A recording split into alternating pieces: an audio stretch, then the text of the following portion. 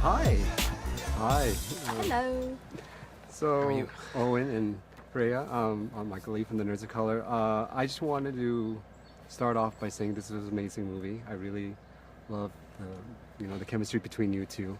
But before that, both of you are no strangers to being in a horror genre film. I was wondering what some of the things that scared you about jumping into something that goes as far back as 1968. I think for me it's more just like the fear I get before every job, of because it means a lot to me to try and do a good job. So I think it was just that usual thing you get before. Well, for me, I know you had a whole different task, but yeah, there's always that fear before every job I find. Mm-hmm. Yeah, I think for me it was that, but also, following Andy Serkis, he's such a kind of god. Yes. And also Caesar is such an iconic and beloved character that there was some pressure following that, but that you kind of, you work that out of your system before you shoot, and then you just focus on who you're playing and the story that you're trying to tell, and then it's all okay. So, both of you have your characters are kind of like in a precarious kind of relationship where there's a quid pro quo thing. And I was wondering what it's kind of like to kind of create that kind of chemistry, because I imagine that's like you guys kind of are friends like right now in real life, but then to have that kind of oh no, okay, well, I'm joking. She hates me. she hates you. Yeah. So I'm was it easy then to joking. No, I adore using him. that? Okay, but was it difficult to kind of create that kind of tension on set while also being like kind of an offset sort of thing? You know what's funny is our chemistry read was first one was over Zoom. Yeah. And it was bizarre because I went into it thinking, oh, what am I going to do here? Like it's On Zoom. it's through a screen. Yeah. Zoom reads are never good. No. But it just felt like that you said it. We just felt like there wasn't this. We forgot about Yeah, the we Zoom. forgot. It was so surprising to us, the power with which the scene kind of. Sometimes you play a scene with an actor and the scene kind of reveals itself. Right. And you go, oh, that's what this is about. And that's exactly what happened. Where I was like, oh my God, that's what this scene is. And Yeah. and it was really. It was surprising, and so I think it came quite easily, that kind of tension. And it was the same when I went for the screen test and we could actually be in person then. Yeah. It just sort of like, it was just we were honed in, Yeah. And and so I feel like that then, we just kept doing the same thing in the film. Yeah. I just felt like there was an instant kind of feeling of comfort, which also probably helped. Yeah. I felt like we could lean on each other. Yeah. And There's a lot of trust. A lot of trust, yeah. Which I think to play that kind of tense relationship, if you have two characters who don't get along really well, you have to trust each other. Okay. Behind the scenes. You can't. I don't think you can go into it being like, this person sucks. Also, can you talk about some of the cinematic inspirations other than the Apes films that help, shape the character and your performance? Cinematic inspirations other than the Apes films. I feel like I probably subconsciously, I haven't consciously gone out and been like, I'm going to watch this or that, but, there's been some amazing female characters that have accomplished impossible kind of missions. So it's probably subconsciously they're up there. Can't think who. I mean, for me, I've been talking a whole lot about this, but King Kong and Lord of the Rings were like instrumental for me.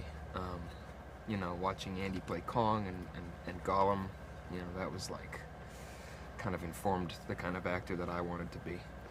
So this is going to be probably my last question, but how much fun was it for you to, I guess, play in the volume while also playing on practical sets? I imagine that must have been quite a trip, honestly. Yeah, practical sets you are always great because you know you're really there, which takes a lot of the kind of like imagination workout out of it, you know, because you look at the world and there it is. But the volume was actually really freeing because we didn't have any distractions. We didn't have weather or horses or, you know, all these factors, even camera. You know, there was no camera. We could just, it was like doing theater. It was like doing black box theater where you have yourself and nothing else. And sometimes not even props. So it was really fun. Crazy. That is actually crazy. Yeah, it's cool. Hi, Kevin. Hi, Peter. Oh my welcome. gosh, this movie was such a blast to watch, honestly. Awesome. And I was just wondering. My first question was going to be, what was the first thing that came to your mind when the script came to you, basically? For me, it was like, why are they messing with this? Because like I was like, that last trilogy was perfect. It's my favorite trilogy ever. And I was like, what are they going to do? How are they going to do this? And then when they gave me the sides and I read the sides, I was like, oh my God. I could just imagine what kind of narrative this character was functioning in. And then I did the audition, met with Wes, and he pitched this world to me. He basically showed us the movie that he had in his head, and it was so stunning. But the whole time I was thinking, I'm in. Like, trust me, like, you just, let's just do it. Yeah. Can I come now? Can we start now?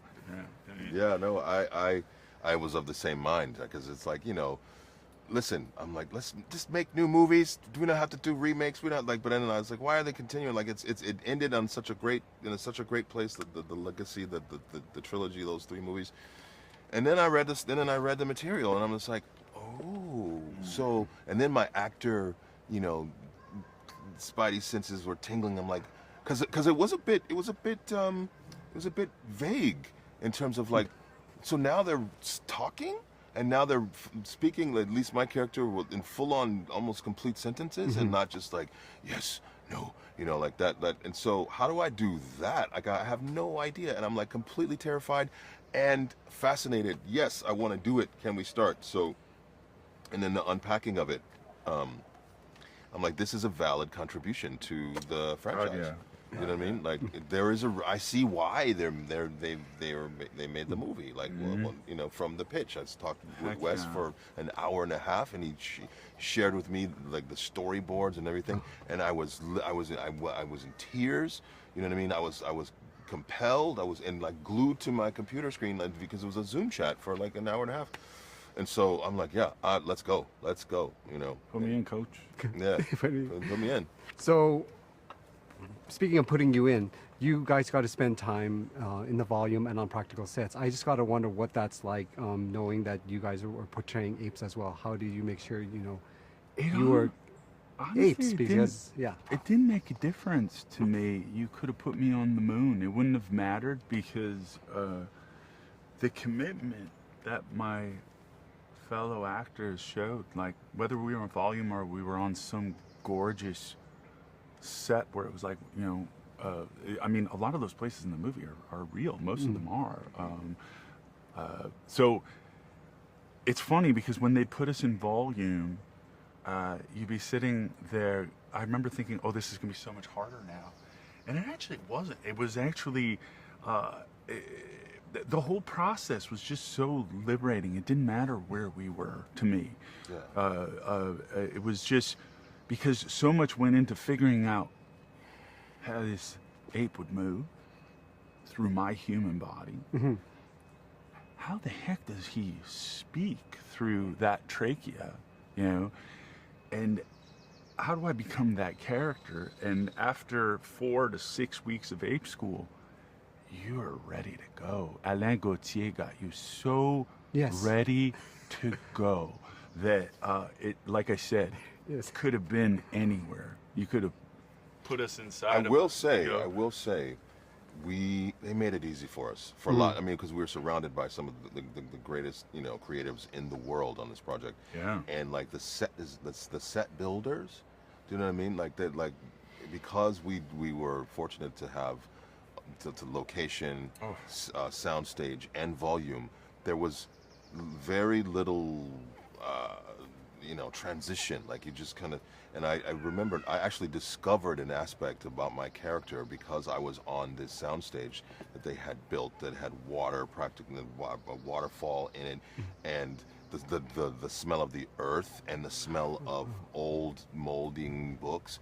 I'm like, I discovered that I was an archaeologist, and the way that the set that I had like collections of sunglasses, collections of all these different electronics, like collections, and of certainly the books, and that brought me closer to what it was I was doing. Like, what is the work, and like just smelling the age, that just brought me closer into what my mission was. I mean, like the tactile feeling of the props and the smell helped me understand and put me in the world of like that decay and like the years of decrepitude and years of nature and weeds and forestry growing over things helped me to understand what it was I was doing. So because we were able to have all three of those things, and we had the most amazing support team with the equestrian, like the riding coaches, and like Alain Gauthier, like the movement coach, and then working sometimes with Andy Serkis on like language and this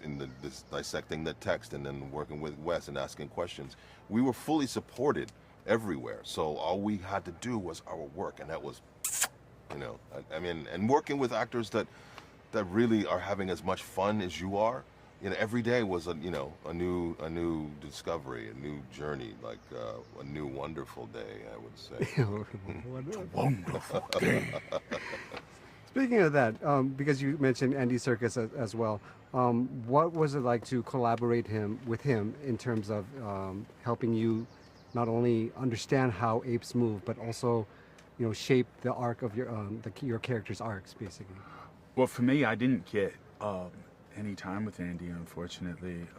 But I was a gigantic fan, and I watched those three films over and over again. My help came from Alain Gauthier, who really broke it down for us. He's an incredible artist and scientist, and so he was able to break down the actual physiological, biological differences in the body. That helped us understand how to move, to transform my giant 6'6", 260 pound French Canadian lumberjack body into an actual bonobo. That's where I received the greatest tutelage possible, and then lost myself in it. And I still have a hard time getting out of this character. My wife keeps saying, Can Proximus go away? Please, you're scaring the children. Do you walk around the hallways basically and up, down, and the stairs? Oh, or sure. Maybe, we do it a lot. And my youngest daughter will do it with me. My eldest daughter is just like, she comes up to me and she makes me bend down, and then she twists my nose because it's the channel changer. Because I'll be playing characters from Scotland or I'm from the South. I'm from everywhere, really. So it doesn't really matter, does it? But with her, she's like, please stop it. Do your weird normal accent. Well, I don't know what that accent is, but do that. I love that. The channel changer. She changes the channel. That's awesome. It's almost like a radio thing. Yeah. Yeah. And for you, Peter, what was that experience been like since? It's my last question. With Andy was the few times I was able to have one-on-one conversations with him, because he's the godfather of performance capture, right?